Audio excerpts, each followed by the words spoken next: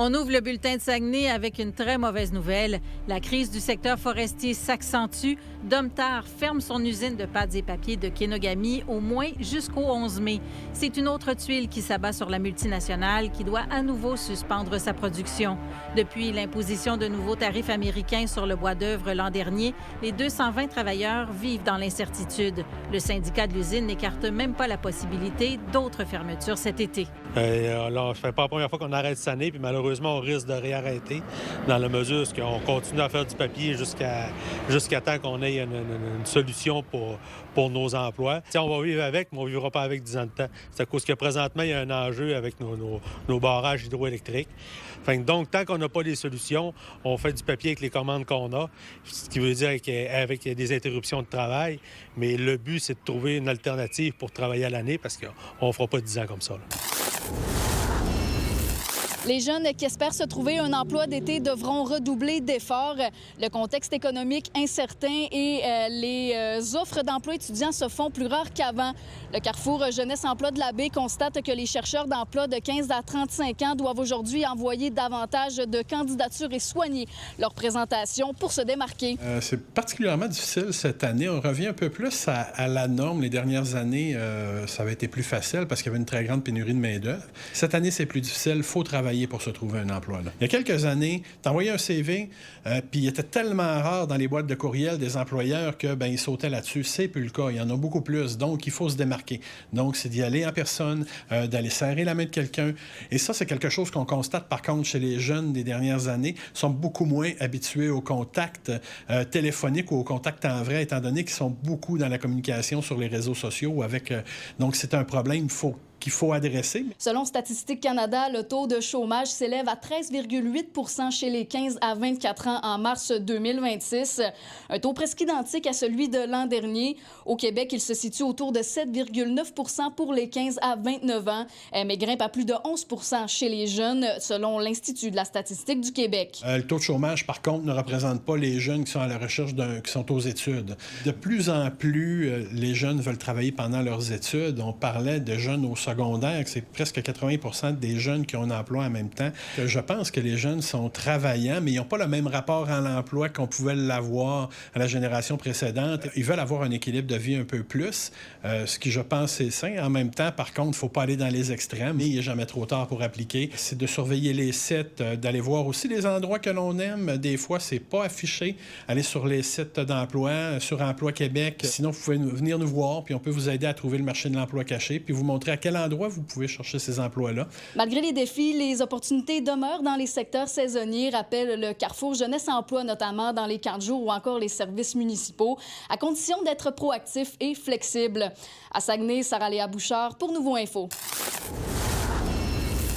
Les matchs 3 et 4 de la série opposant les Sags aux Huskies de Rouyn-Noranda seront diffusés derrière moi, en fait, sur le tableau géant, l'écran géant du centre Georges Vizina et l'organisation des Saguenay attendent avec impatience là, les partisans dès ce soir, mardi et mercredi. Bien, on trouvait ça vraiment important de faire vivre les séries à nos partisans, même quand l'équipe est à l'extérieur.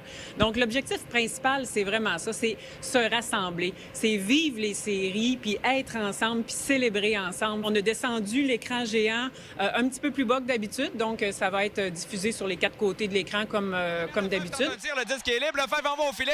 La chance, son tir. Pour vrai, c'est fou, là, avec l'ambiance qu'on a au Centre Georges, avec les fans.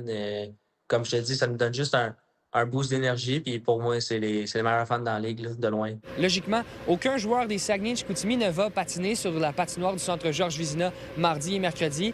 Mais l'organisation des Sags est prête à accueillir un maximum de partisans dans les gradins. C'est vraiment difficile à dire combien de gens, ça peut être entre 500 et 1000, mais si on est 2000, on est prêts. On est prêts, nous, à recevoir tout le monde. On a les effectifs. Les restaurants vont être ouverts, les bars sont ouverts, notre boutique est ouverte. Une passe, un tir de la chance avec Chris et le but! Son deuxième, Maverick la chance! C'est gratuit. C'est une activité qui est gratuite pour tous. Donc, on invite vraiment les gens, les partisans, à venir regarder le match avec nous. C'est admission générale. Donc, personne n'a de siège. Fait que les détenteurs de billets de saison, c'est pas nécessairement leur siège à eux. C'est vraiment premier arrivé, premier servi dans ce cas-là. Donc, le match est diffusé à 19h. À partir de 18h, les gens vont avoir accès à rentrer dans le centre Georges Vizina. Les Sags qui tenteront de prendre les devants dans cette série 4 de 7 contre les Huskies de Rouyn-Noranda. Les deux formations sont nez à nez. C'est l'égalité 1-1 dans la série. Peu importe le résultat là, des matchs de mardi et mercredi, les Sags seront de retour à domicile vendredi le 1er mai à 19h. À Saguenay, Étienne Ouellette pour Nouveau Info. Est-ce que vous saviez qu'on exporte de plus en plus de sirop d'érable? 177 millions de livres en 2025 contre 88 en 2015. L'industrie est en plein essor. Pourtant, les producteurs de sirop dénoncent que le gouvernement n'en fait pas assez et priorise l'industrie forestière. Et alors que la saison des sucres touche à sa fin, je me suis rendu à l'Érablière du Nord afin de mieux comprendre comment le gouvernement pourrait mieux appuyer les productrices et productrices acéricoles du Québec.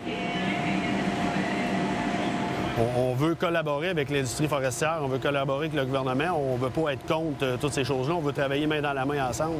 Je pense que c'est ça qui est un avenir futur. Il faut travailler tous dans le même sens. Parmi ces revendications, l'industrie veut notamment un plan sur le moyen et long terme afin de permettre aux entreprises de planifier leur développement, que ce soit au niveau de l'acquisition de nouvelles entailles, l'achat de matériel ou l'embauche de nouveaux personnels. T'sais, au lieu d'être pigé d'un tirage au sort, c'est ce côté-là qu'il faudrait qu'un peu, je pense, que les PEPAC s'aliment avec le ministère, même. Des tirages au sort, tu as 2 mois pour te revirer de bord, trouver des terrains. Si c'est fait sur 5 ans d'avance, planifié, un peu comme les coupes les forestières, bien, si c'est planifié, ça va être plus facile pour le ministère, ça va être plus facile pour nous en tant que producteurs aussi. Mais où en sont les démarches? Eh bien, pour la petite histoire, une entente de principe avait été signée entre l'industrie et l'ancienne ministre des Forêts, Maïté Blanchette-Vézina. Mais tout ne s'est pas passé exactement comme prévu. Pour me l'expliquer, je suis allé à la rencontre de Joël Vaudeville, directeur des communications pour les producteurs et productrices acéricoles du Québec, directement à la réserve mondiale de sirop d'érable. Le gouvernement du Québec a fait sourde d'oreille très, très longtemps. On est arrivé finalement à une entente au printemps dernier, en mai 2025, pour octroyer 50 000 hectares de forêt publique pour le moyen terme, pour la croissance de la production acéricole. Moyen terme, on parle donc du 0-20 ans, là. Cependant, depuis, il y a de l'eau dans le gaz. Effectivement, lors de la rentrée parlementaire, plusieurs mois plus tard, François Legault effectue un remaniement ministériel et c'est Jean-François Simard qui hérite du ministère des Forêts. Ce dernier n'a pas la même lecture de cette entente et des tensions montent entre le gouvernement et l'industrie. Finalement, lorsque Christine Fréchette accède au pouvoir, elle nomme Catherine Champagne-Jourdain à la tête du ministère, un changement qui est salué par l'industrie acéricole.